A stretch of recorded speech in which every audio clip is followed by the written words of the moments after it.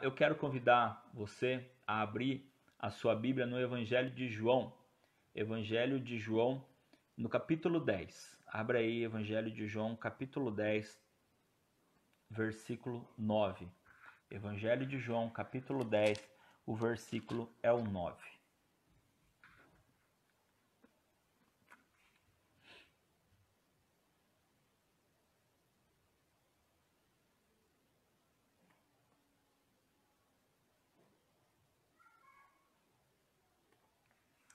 Se você achou, vamos lá. Evangelho de João, capítulo 10, versículo 9 e 10 diz assim: Eu sou a porta. Se alguém entrar por mim, será salvo. Entrará, sairá e achará pastagem. O ladrão vem somente para roubar, matar e destruir. Eu vim para que tenham vida e a tenham em abundância. Ou glória, né? Ouvir esse texto, né?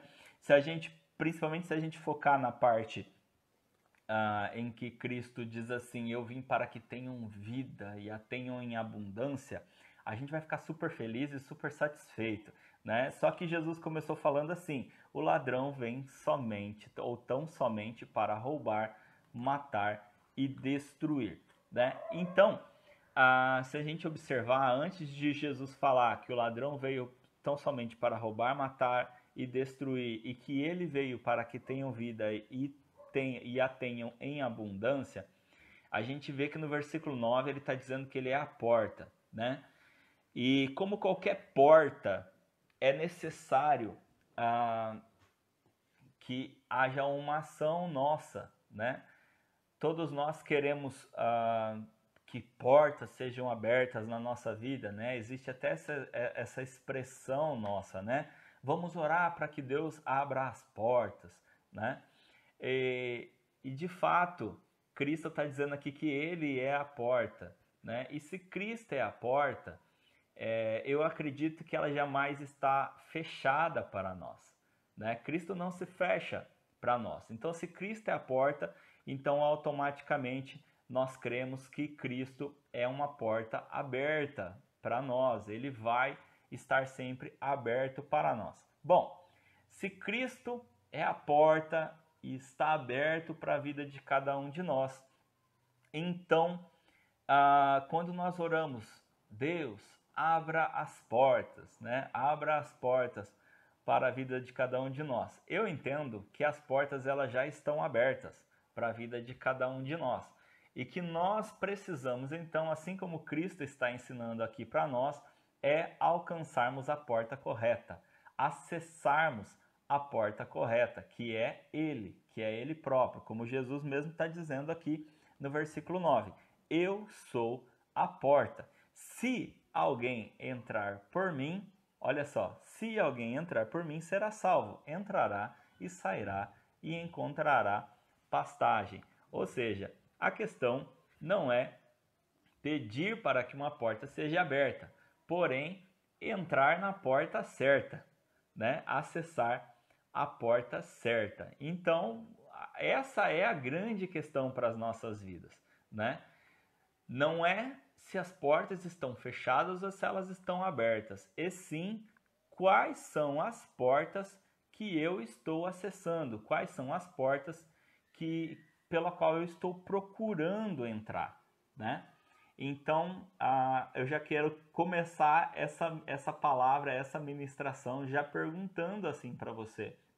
Você tem acessado a porta correta? Eu ia dizer as portas corretas, mas você tem acessado a porta correta, né? Ou seja, Jesus Cristo, né? Será que nós temos acessado a Jesus Cristo, né? Outra questão que nós vamos encontrar é com relação ao caminho, né? Se existe essa questão que nós falamos muitas vezes das portas, também existe a questão que a gente fala dos caminhos, né? Que existem muitos caminhos, mas todos nós sabemos que só existe um único caminho que nos leva até Deus. Só existe um único caminho que nos leva até Deus. E esse caminho é Jesus Cristo. Ele mesmo disse: Eu sou o caminho, a verdade e a vida. Ninguém vem ao Pai senão por mim, né? Mais uma vez ele está dizendo que é a porta, né? Ele é a porta de acesso para Deus. Não existe outro acesso a Deus que não seja por Jesus Cristo. Então, se ali em João, capítulo 10, versículo 9, ele está dizendo que é a porta e que nós precisamos entrar por ela, né, por essa porta que é Cristo, e que entrando por essa porta nós temos acesso à pastagem, né? Ele diz lá, se você entrar, você vai encontrar pastagem, né? E no outro texto ele diz, eu sou o caminho, a verdade e a vida. Ninguém vem ao Pai ou vai ao Pai senão por mim. Nós precisávamos desse caminho, nós precisávamos dessa porta, ou seja, nós precisávamos desse acesso, né? O ser humano estava sem acesso a Deus por conta do pecado, por conta da quantidade de pecado que o mundo e que o ser humano, né, estava vivendo. O ser humano estava vivendo mergulhado no pecado. Então nós precisávamos de acesso a Deus através do seu Filho, Jesus Cristo, que declarou, olha, eu estou aqui, eu sou a porta, ou seja, eu sou o acesso, eu sou o acesso. E eu preciso alertar vocês que o inimigo, que o ladrão, ele vem senão para roubar, matar e destruir. Eu vim para que tenham vida e a tenham em abundância, né? Existe uma relação muitas vezes das pessoas de acreditarem que quando nós nos tornamos cristãos, né, ou crente, ou seja lá qual for a forma com que se diz, né? Aliás, nós aprendemos um pouquinho a respeito de sermos crentes, evangélicos e cristãos aí numa ministração anterior, né? Mas muitas pessoas acreditam que quando vão até Deus e quando começam a viver uma vida cristã, elas começam a perder coisas, né? Antes eu tinha isso, antes eu podia fazer isso, agora eu não posso mais fazer isso, agora eu não posso mais aquilo, né? E quando Cristo fala assim, o inimigo, o ladrão, ele vem somente para roubar, matar e destruir, né? Eu vim para que tenham vida e a tenham em abundância. Nós precisamos entender quem é Deus. Nós precisamos entender qual é essa vida que Deus está nos oferecendo, para que a gente possa entender um princípio, para que a gente possa entender uma coisa, que com Deus a gente não está perdendo nada, a gente absolutamente não perde nada, pelo contrário, a gente só ganha, a gente só ganha. A partir do momento em que nós começamos a compartilhar a nossa vida com Cristo, nós só temos a ganhar, nós só ganhamos com isso, ok? Então, próprio Cristo já está dizendo, olha, quem tira as coisas de você não sou eu, quem tira as coisas de você é o ladrão, é o inimigo, porque ele veio e ele tão somente vem para roubar, matar e destruir. E se a gente observar esses 3 pontos que Jesus coloca, ele faz exatamente o oposto, né? Porque se o ladrão vem para roubar, Cristo veio para dar, né? Ele veio para dar, né? Se o ladrão vem para matar, né? Roubar, matar, né? Cristo vem para dar, né? Ao invés de roubar, Cristo dá. Ao invés de matar, Cristo gera vida, né? E, por fim, ele diz que o ladrão vem para destruir. E a gente sabe muito bem que Cristo ele não destrói nada, pelo contrário, ele pega algo destruído e transforma, e reforma, ou transforma aquilo que foi destruído. Né? A gente vê isso desde o início da Bíblia. Desde o início da Bíblia. Porque que se a gente pegar lá Gênesis, capítulo 1, versículo 1, a gente vai ver lá, né? No princípio criou Deus céus e terra. Né? Depois vai dizer que a terra estava sem forma e vazia, ou seja, ela estava destruída. Né? E então o que Deus vai fazer? Ele vai começar a transformar a terra, ou reformar a terra, né? tornando ela novamente linda e perfeita. Ou seja, desde o início da Bíblia, a gente começa a ver a ação de Deus transformadora, pegando aquilo que está destruído e tornando perfeito. É assim a ação de Deus nas nossas vidas. Assim como Deus mostra a ação dele no nosso planeta, né? Da mesma forma que Deus pegou, olha, olhei para a terra, ela estava sem forma e vazia, e eu peguei e eu transformei ela, deixei ela linda, maravilhosa, perfeita. Muitas vezes eu posso encontrar você, meu filho, Deus falando, tá? Muitas vezes eu posso encontrar você, meu filho e minha filha, e te achar meio sem forma e vazio, posso te achar meio destruído. Eu posso olhar para você e sentir que te roubaram a esperança, eu posso sentir que mataram as suas expectativas. Eu posso olhar para você e ver que você foi destruído pelo mundo, ver que você foi destruído pelas ações do inimigo. Mas eu gostaria de te dizer uma coisa.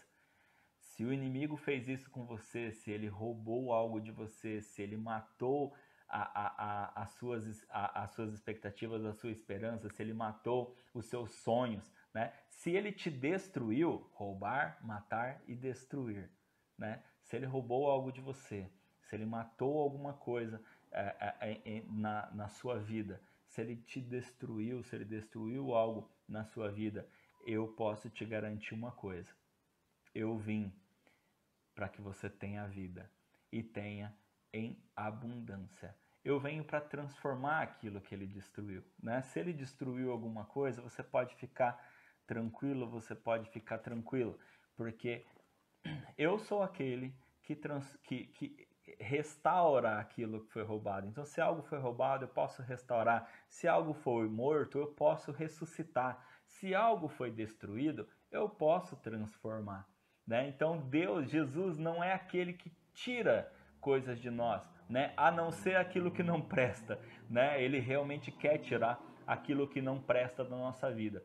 Mas Cristo não é aquele que vem para tirar coisas de nós, para que nós possamos ter menos coisas. Pelo contrário, Cristo quer nos livrar de coisas. É totalmente diferente. Não é tirar coisas de nós, mas é nos livrar de coisas. E tudo aquilo que Cristo quer nos livrar são coisas que realmente para nós não precisam, são coisas desnecessárias para nós, se não destrutivas, né? São coisas que muitas vezes eu e você não queremos perder, mas essas mesmas coisas estão destruindo a nossa vida. Essas mesmas coisas muitas vezes estão roubando coisas da nossa vida, né? Essas coisas muitas vezes estão matando áreas da nossa vida, né? Preste atenção em coisas que Deus quer te livrar, né? Muitas vezes essas coisas que Deus quer te livrar são exatamente coisas que estão roubando coisas de você, às vezes estão roubando o seu tempo, às vezes estão roubando a sua paciência, às vezes está roubando a sua esperança, às vezes está roubando a sua fé, né? Muitas vezes essas coisas estão matando algo em você, né?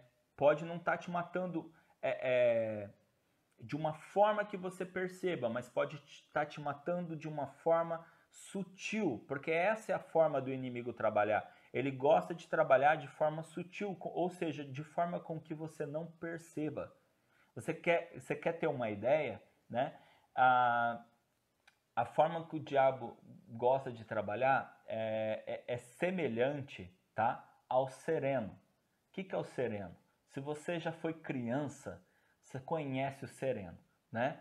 Por quê? Você lembra da sua mãe falando: menino, menina, sai do sereno, você vai ficar doente, né? E aí, com certeza, quando a sua mãe falava isso para você, sai do sereno, você falava assim: que raio é isso? O que é isso, né? Então, a tua mãe, quando ia te pegar ali, olhava para cima, né? E você também olhava para cima e não entendia nada. O que é esse negócio de sereno, que eu não enxergo nada, né? Sereno é algo que a gente não consegue ver. A gente não consegue ver. Mas fica um bom tempo no sereno, depois você passa a mão assim na cabeça e quando você sente a sua mão, ela está molhada. Você não sentiu molhando a sua cabeça. Mas quando você passa a mão na cabeça, tá molhado. Tá molhado. O diabo, ele gosta de agir da mesma forma na nossa vida. Ele vem tão sutilmente que a gente muitas vezes não percebe. E a gente não percebe porque a gente não está atento ao que está acontecendo, a gente não está colocando aqui a mão na cabeça, a gente não está olhando muitas vezes aonde a gente está. E ele vem sutilmente e muitas vezes essa sutileza pode nos acarretar coisas graves, né? Por que a nossa mãe nos tirava do sereno? Para a gente não ficar doente. Para a gente não ficar doente. Ou seja, para que a nossa saúde não seja roubada, para que a gente não seja morto, para que a gente não seja destruído. Então, o inimigo, ele vem tão somente para roubar, matar e destruir. E ele vem sutilmente, de forma que a gente não perceba, né? Mas às vezes, irmãos e irmãs, às vezes existem pessoas, assim como as nossas mães, tentando nos avisar: sai do sereno, sai do sereno, sai do sereno. Só que a gente age muitas vezes como crianças, como que nós éramos, né? A gente age mesmo como criança, essa é a verdade, e não dá ouvidos. E não damos ouvidos a esses alertas que nós recebemos de saia do sereno, né? Muitas vezes nós somos alertados por Deus através da sua palavra, dizendo: saia desse caminho, saia de onde você está, pare de fazer isso, né? Quando nós somos crianças, nós não entendemos o que é o sereno.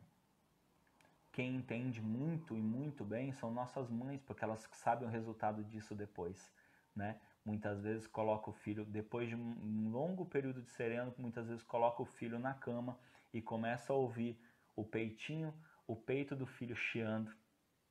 E aí aquilo dói na mãe. Não dói, mãe?